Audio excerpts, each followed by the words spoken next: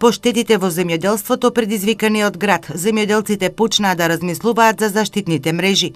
Пробаа со осигурување, бараа градобини и ракети, но се повеќе за да го заштитат родот, вниманието им е свртено кон овие мрежи.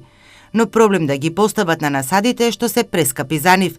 Може евентуално да се заштитиме со мрежи, ама мрежите се многу скапи, некаде по хектаро кошта околу 12.000 евра. Јас знам дека е тоа добро заштита, али не може никој да го издржи тоа. Ајде, некој ќе има 2-3 декара, да, ама некој ќе има по 200-300 хектари. Тоа е голема количина и средства на пари и никој не може тоа да го направи. Во некои земји овие системи на заштита од климатските промени нашле примена, но помогнала и државата, велат земјоделците. Да инвестираш у мрежа или било што, тоа е, мислам, просто неиздржливо.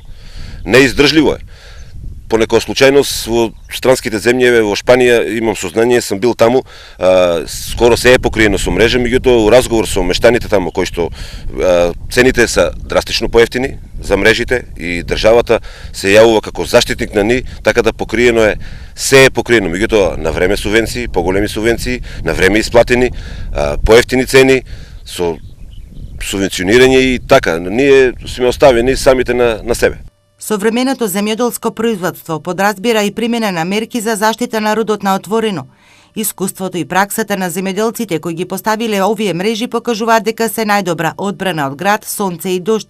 Македонските земјоделци многу малку ги користат, иако од ИПАРД програмата може да добијат средства.